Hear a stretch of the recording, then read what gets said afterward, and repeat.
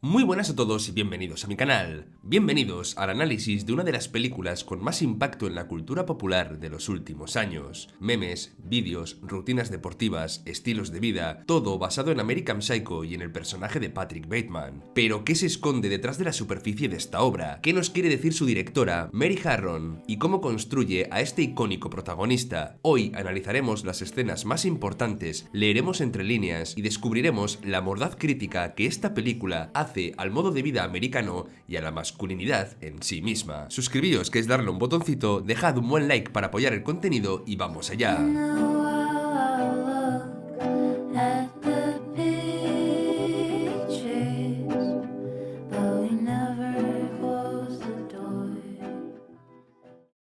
La película comienza situando al espectador en las esferas en las que nos vamos a mover durante todo el film. Esta es la historia de hombres trajeados discutiendo en un restaurante sobre las personas influyentes de su alrededor. Una historia de excesos, competitividad y desprecio. Una sátira mordaz repleta de simbolismos. Y es que no llevamos ni 3 minutos de película y Patrick Bateman ya le está diciendo a la camarera que quiere asesinarla y jugar con su sangre mientras le sonríe y paga en efectivo. Reflejado en un espejo, eso sí, porque no todo lo que vamos a ver quizás sea real, ni todas las caras que vamos a ver de Patrick tampoco. Y entonces viajamos al piso de Patrick, un lugar inmaculado, pulcro y de paredes claras. La música es amable, incluso soñadora, y vemos a un Patrick Bateman de figura escultural, un hombre que se cuida con rutinas meticulosas de alimentación, deporte o cuidado de piel. Todo este piso, esta escena en su conjunto, representa el sueño americano, el triunfo económico y personal del individuo que ha conseguido sus metas y también que es disciplinado consigo mismo. Pero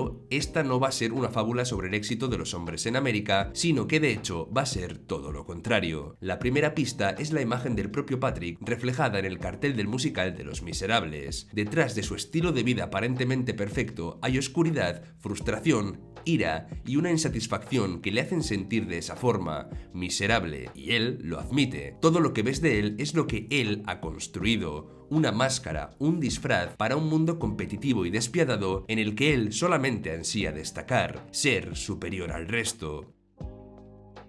En la siguiente escena, después de hacer una reserva en un restaurante, Patrick se toma la libertad de decirle a su secretaria cómo debe vestir para que se vea más guapa. O bueno, para que esté más guapa según lo que él opina. La forma en la que Patrick trata a las mujeres en el film es el resultado de los roles de género tradicionales que también refleja esta película. Patrick considera a las mujeres solamente un complemento para lucir en los restaurantes caros frente a gente poderosa y así aumentar su estatus. La mujer como mero objeto bonito que lucir en ambientes sofisticados. Pura misoginia de Patrick Bateman. Porque cuando de verdad tiene que estar con las mujeres, ni siquiera las escucha. Fijaos en cómo está con su prometida en el coche. Ella habla y él va escuchando sus discos sin prestarle atención, disgustado por cómo lo está molestando. Es gracioso que ella se quiera casar, pero él diga que no tiene tiempo ni siquiera para eso porque debe seguir trabajando. Además, revela que es prácticamente hijo del dueño de la empresa, lo cual hace que su personaje sienta aún más presión por aparentar, por ostentar y por ser superior al resto de sus competidores y colegas. Uno de los puntos importantes de la película, como veremos un poco más adelante, es también cómo la sociedad empuja a los hombres a tener que competir, a tener que ser constantemente mejor que el resto. La idea de este Patrick Bateman, que es solamente un cascarón, algo falso, se proyecta en la escena en la que tanto él como sus compañeros están hablando en un restaurante. Mientras hablan, Patrick comenta cómo le preocupan los derechos de las mujeres, las guerras, las injusticias, las personas sin hogar o las violaciones de los derechos humanos en general. Todo parte de esta fachada de papel que a lo largo de la película se va a ir desmoronando. Como veis, incluso cuando juegan a ser buenas personas, Patrick debe ser la mejor persona de todas. Y vamos a hablar ahora un poquito de simbología, porque Patrick Bateman encarna a la perfección la sociedad americana, un país construido sobre la idea de que cualquiera puede cumplir el sueño americano, el país de la libertad, de la igualdad de oportunidades y modelo de sociedad del bienestar. Pero, al igual que con Patrick, todo esto es también una fachada. Todas esas palabras que dice, todo eso que aparenta, no es más que una ilusión. El envoltorio vacío de un hombre narcisista y sin escrúpulos, alguien a quien solo le importa él mismo, su prosperidad y quedar por encima encima del resto. Esta comparación entre lo que Patrick Bateman es y la mentira de lo que América simboliza es constante. Un país beligerante que no para de entrar en guerras, que no representa para nada los derechos humanos, que genera desigualdad dentro de sus fronteras o que se quiere más a sí mismo que a cualquier país del mundo del que además seguramente, si puede, intentará sacar algún beneficio. Pero bueno, dejemos el asunto geopolítico por un momento y volvamos a temas más terrenales. Ahora tenemos que hablar de la masculinidad. Como os he dicho, la película critica constantemente la competitividad insana asociada a la masculinidad, potenciada además por una sociedad capitalista en la que el que más tiene es el que más vale. Si bien ya hemos visto pinceladas de esto, hay dos elementos claros que reflejan este punto, como son las reservas en los restaurantes, en el que quien mejores reservas consiga en los mejores restaurantes es quien se lo restriega a los demás, o también la maravillosa escena de las tarjetas, que está dirigida de una forma muy divertida y también con muy buen gusto. En esta escena podemos ver cómo el odio y la envidia van apoderándose de Patrick Bateman cuando va viendo tarjetas mejores que la suya, con mejores acabados, mejores tintas, algo que luce bastante absurdo a la vista del espectador, reflejando así lo absurdo de este tipo de competitividades. Pero para Patrick y su forma de entender la vida, somos lo que tenemos y todos tenían tarjetas mejores que la suya, con lo cual se ha sentido humillado y despreciado por sus compañeros de trabajo. Y la película entonces empieza a ponerse aún más oscura porque en la siguiente escena vemos a Patrick humillando a una persona sin hogar y después asesinándola. Toda esa frustración que ha sentido al sentirse inferior es lo que le ha generado la rabia que ha terminado sacando contra un pobre hombre de la calle. Es la sociedad capitalista extrema la que lleva a su personaje a compararse, a querer aparentar, y cuando siente que está por debajo de esos estándares que le ha impuesto el mundo, se frustra, sufre y lo paga, sacando esa ira con quien menos lo merece. De hecho, incluso él lo reconoce. Algo horrible pasa en mí, no tengo sentimientos reconocibles y estoy lleno de ira. Esa es su verdadera cara y todo lo que hay alrededor son adornos. Y sí, tened en cuenta que en esta película todo está bastante exagerado y aunque se incida más en los hombres, estas presiones de la construcción social tradicional nos afectan a todos de diferentes maneras y las frustraciones que se generan a partir de no cumplir las expectativas son las que terminan generando ansiedad, depresión, ira o malestar en la población. Vale, luego hay otro simbolismo muy oscuro y tiene que ver con Patrick cuando va a matar a Paul Allen, porque lo considera una versión mejor de sí mismo. Lo envidia y lo ve más feliz de lo que es él teniendo pues prácticamente lo mismo, aunque él lo considera, como digo, más exitoso y más influyente. Un competidor, al fin y al cabo, que consigue reservas donde él no puede. Y como no, también está el simbolismo o el subtexto de la escena, y es el hecho de que vaya a asesinar a alguien que es prácticamente una copia de él. Desde el modo de vida que llevan, pues hasta físicamente que se parecen. Que asesina a Paul es una forma que tiene la película de decirnos que odia su propia vida, que odia esa máscara que se ha construido y que lo único que quiere es acabar con ella igual que acaba con Paul. La peli hila bastante fino en este tipo de detalles, hablándonos de cómo el odio que Patrick siente hacia Paul es el odio que siente hacia la versión de sí mismo que se está viendo obligado a construir para encajar en el mundo. Y luego sí, hay detalles divertidos como que con Paul ya muerto, Patrick sufre con la idea de que su piso sea incluso más pequeño que el del cadáver y además con peores vistas, con lo cual incluso en este instante no puede dejar de compararse. Otro detalle que no he comentado es el contenido hipersexualizado que consume Patrick. Porno en la televisión, revistas del mismo tipo y también la violencia, películas de masacres y asesinatos constantemente. Al final es un reflejo de la forma en la que nuestra mente se atrofia expuesta constantemente a este tipo de estímulos. No solo el contenido voluntario que decidimos ver, que muchas veces pues nosotros mismos vemos películas de este tipo, sino los anuncios, las películas que no elegimos ver, los contenidos que nos llegan a través de los algoritmos, y todo esto al final termina estimulando esta faceta nuestra, que uniéndolo con la película se asocia a la masculinidad tradicional, la imagen del hombre y cómo el sexo y la violencia son muchas veces sus señas de identidad. El macho alfa siempre ha sido el que más sexo tiene y el que más fuerte es del grupo, ideas un poco arcaicas. Y unido a todo esto, Patrick graba a las prostitutas que contrata mientras las maltrata. Ellas solo son un medio para saciar sus deseos más oscuros basados en justamente lo que os he comentado, esa mezcla entre violencia y sexo. Además, durante el acto, él se está mirando en el espejo, porque no está disfrutando del acto en sí, sino de la idea de sí mismo practicándolo con dos mujeres a las que que puede hacer cualquier cosa, a las que posee a través del dinero, del narcisismo de la imagen de su cuerpo trabajado y escultural en acción, del poder que ejerce sobre ellas, tanto económica como físicamente, lo que nos lleva pues al maltrato de alguien que además no siente empatía. Escena curiosa también porque tenemos el momento en el que su compañero de trabajo se le declara y esto perturba y asusta a Patrick. Al hombre heterosexual hegemónico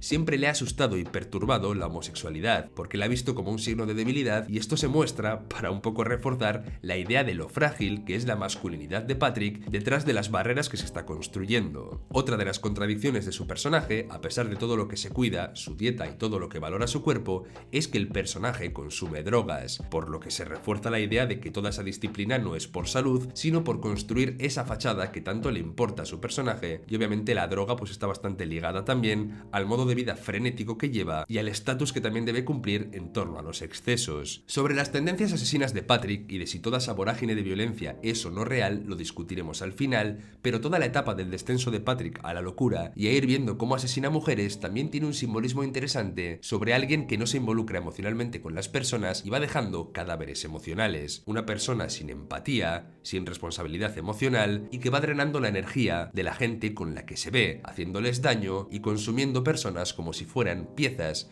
dispuestas para él. Como digo, otro de los rasgos tan característicos de un hombre narcisista. El mechón de pelo, la cabeza en la nevera o los cuerpos en el armario son trofeos que él tiene para alimentar su ego, como la imagen de ese hombre que alardea de ligar, de liarse con un montón de chicas, pero después, pues las ha tratado bastante mal o sin responsabilidad afectiva, o no las ha tratado como debería, con lo cual, detrás de esta escena también está este subtexto bastante interesante. Aunque no sabemos del todo si lo que hemos visto es real o no, si todo forma parte de un delirio de Patrick o si verdaderamente ha sucedido de verdad, tampoco es importante del todo para sacar la conclusión de la obra. Es decir, la película nos habla de la degradación de la sociedad americana y del daño que puede hacerle a una persona vivir estrictamente bajo los valores de la masculinidad tradicional y el capitalismo. Forzar las apariencias, los estímulos sociales de la violencia y el sexo y construirse una vida vacía basada en competir y tener más que el prójimo hasta convertirse en una obsesión han destrozado a Patrick. Su narcisismo y su ego lo han superado y su vida se ha desestabilizado del todo. Y además Patrick, como os he comentado, es el reflejo de un país ultracompetitivo, beligerante y centrado en sí mismo. Un país que se cree el ombligo del mundo y cuya decadencia está sucediendo por culpa de los defectos que ha mostrado este personaje. Es un poco raro decir que podemos considerar American Psycho como una película feminista